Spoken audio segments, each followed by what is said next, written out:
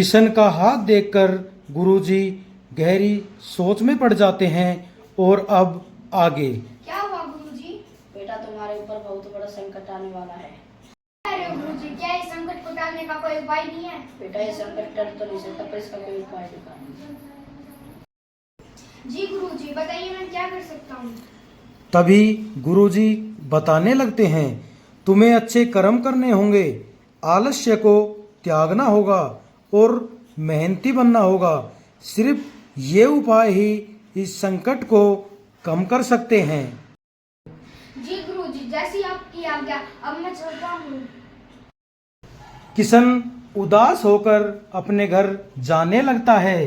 किशन को उदास देखकर मंगू बोलता है, अरे किशन, तू इतना उदास क्यों होता है?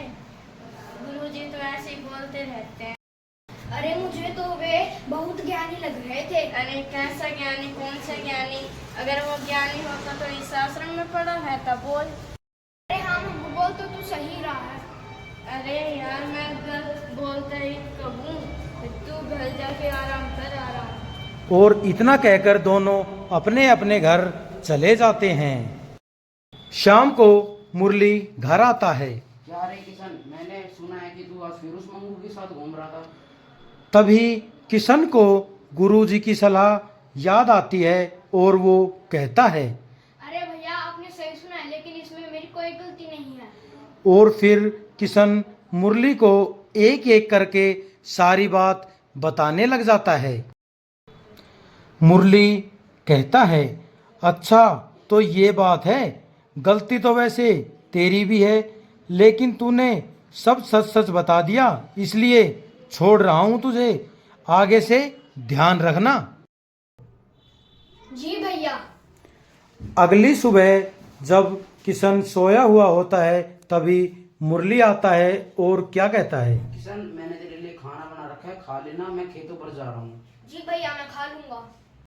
इतना सुनकर मुरली खेतों की तरफ चला जाता है। जब मुरली खेत में काम कर रहा था, तभी उसे चक्कर आ जाते हैं और वह गिर पड़ता है। तभी पड़ोस में काम कर रहा एक व्यक्ति आता है और उसे बिठाकर गाड़ी की तरफ ले जाता है। तभी वैद्य जी वहां से जा रहे होते हैं तो लोग उन्हें बुलाते हैं।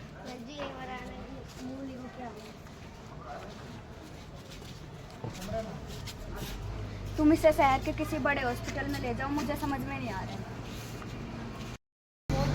ऐसा सुनकर तभी कुछ लोग किशन को भी बुला लेते हैं और किशन और कुछ लोग मुरली को शहर के किसी हॉस्पिटल में ले जाते हैं। किशन गांव वालों के कहने पर मुरली को हॉस्पिटल में भर्ती कराकर कुछ काम करने के लिए वापस गांव आ जाता है। जब किशन घर पर होता है, तभी कुछ लोग आते हैं। किशन, ओ किशन। नमस्कार जमींदार जी। नमस्ते नमस्ते। छोटू, मुझे सुना है तू अपने बड़े भाई को शहर के हॉस्पिटल में भर्ती करवा के आया। हाँ जमींदार जी, आपने सही सुना है। तभी जमींदार बोलता है, तो सुन भाई किशन, तेरे भाई ने मुझसे 2 लाख रुपए लिए थे, अब वो हॉस्पिटल में है, तो अब तू मेरे पैसे लौटा दे। जमींदार, मेरे पास तो कोई पैसे नहीं है। तभी जमींदार कहता है, मुझे पता था तू ऐसे ही बोलेगा, मेरे पास इसका भी इलाज है। तू ऐसा कर, ये घर खाली कर या मेरे पास गिरवी रख दे। जब तेरे पास पैसे आ जाएं तो अपने घर के कागजात छुड़वा लेना।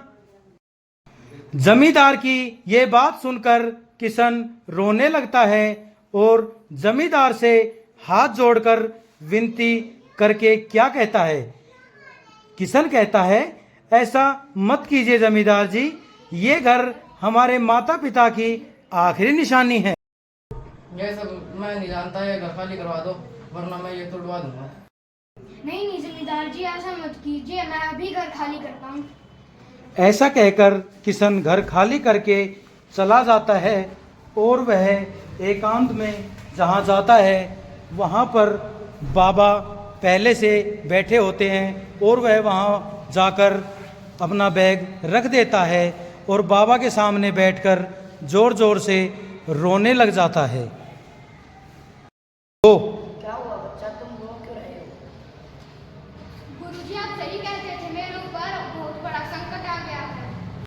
तो क्या हुआ है तुम्हारे साथ, मुझे बताओ।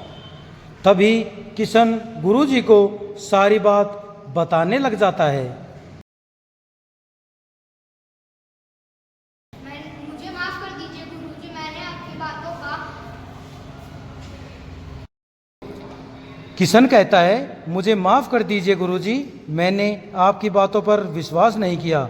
तब गुरुजी बोलते हैं, कोई बात नहीं बेटा, मनुष्य का स्वभाव ऐसा ही होता है, लेकिन मुझे खुशी है कि तुम्हें अपनी गलती का एहसास है। किशन कहता है, गुरुजी मैंने 2 दिनों से कुछ नहीं खाया।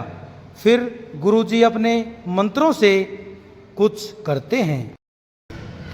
मंत्रों से गुरुजी एक घड़ा प्रकट करते हैं और किशन को कहते हैं, ये लो बेटा। किशन, ये क्या है गुरुजी? गुरुजी कहते हैं, ये चमत्कारी घड़ा है। तुम रोज जितनी मेहनत करोगे तो ये घड़ा तुम्हें उतना ही अनाज देगा, और अगर तुम मेहनत नहीं करोगे तो ये घड़ा खाली रहेगा। किशन कहता है, गुरुजी मुझे तो कोई भी काम नहीं आता। गुरुजी कहते हैं, तुम्हें कोशिश करनी है, जैसा भी काम मिले तुम्हें उसे पूरी मेहनत के साथ करना है। अगर तुम सच में बदलना चाहते हो तो ये तुम्हारे पास आखिरी मौका है। फिर गुरुजी उठकर चले जाते हैं। गुरुजी के जाने के बाद किशन भी उठकर काम की तलाश में लग जाता है। वह इधर उधर घूमता रहता है, लेकिन उसे कहीं भी काम नहीं मिलता। तभी वह एक दुकान में जाता है और सेठ जी से बोलता है,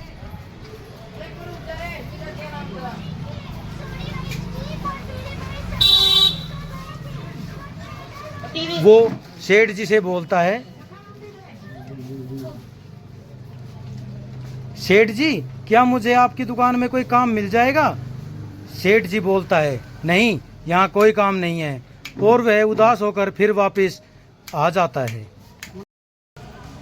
किशन सोचता हुआ आ रहा होता है, पता नहीं मुझे कोई काम क्यों नहीं दे रहा है। तभी वह देखता है कि एक बूढ़ा आदमी कुछ सामान के साथ खड़ा होता है। वह उससे पूछता है, काका तुम इतनी दोपहर में यहाँ क्यों खड़े हो? तभी बूढ़ा काका बोलता है, अरे क्या बताऊं बेटा, ये कुछ सामान है, लेकिन मेरी इतनी हिम्मत नहीं कि मैं इसे उठाकर अपने घर ले जाऊं। तभी किशन बोलता है, अगर आप कहें तो मैं इस सामान को आपके घर पहुंचा दूं।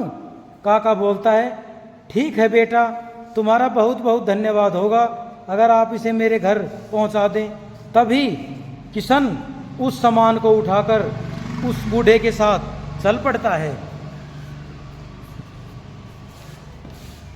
और बूढ़ा अपने घर की तरफ चल पड़ता है। तभी बूढ़ा कहता है, बेटा यहीं रख दो इसको, मेरा घर आ गया है। और बूढ़ा अपने घर के अंदर चला जाता। तभी वह बूढ़ा काका घर से बाहर आता है और किशन को कुछ पैसे देता है, लेकिन किशन मना करता है। तभी काका कहते हैं, तुम ले लो बेटा, तुमने बहुत मेहनत की है। तब वह उन पैसों को ले लेता है और कहता है, धन्यवाद काका। और इतना कहकर वह अपने घर की तरफ चल पड़ता है जहां उसका वह घड़ा रखा होता है। जब वह अपने घड़े को जाकर देखता है तो उसमें कुछ फल पाते हैं। ऐसा देखकर वह चौंक जाता है और वो सोचता है, बाबा ने तो सच ही कहा था। और इतना कहकर वह उनमें पैसे डाल देता है। किशन मेहनत कर कर जल्द ही अपने घर को भी छुटा लेता है। एक दिन जब वह शाम को अपने घर जा रहा होता है तो उसकी नज़र अपने घड़े पर पड़ती है और वह सोचता है, अरे इसमें तो लाइट चस रही है। वो तभी उस घड़े को उठाता है, उसका घड़ा उसके हाथ से छूट जाता है और वह टूट जाता है। टूटे हुए मटके से आवाज आती है और वो आवाज गुरुजी की होती है। गुरुजी कहते हैं, किशन अब तुम्हें इस मटके की कोई ज़रूरत नहीं है। अब तुम इस लायक हो चुके हो कि तुम अपना भविष्य समय बना सकते हो। किशन कहता है, जी गुरुजी मैं समझ गया, ये घड़ा गलती से नहीं अपने आप टूटा है। मैं अब ऐसे ही मेहनत करूँगा। गुरुजी कहते हैं, सही समझे किशन, मेहनत तो वह चाबी है जो किस्मत के बंद दरवाजे खोल देती है। इतना कहकर वह रोशनी भी गायब हो जाती है और किशन आज से मेहनती बन जाता है।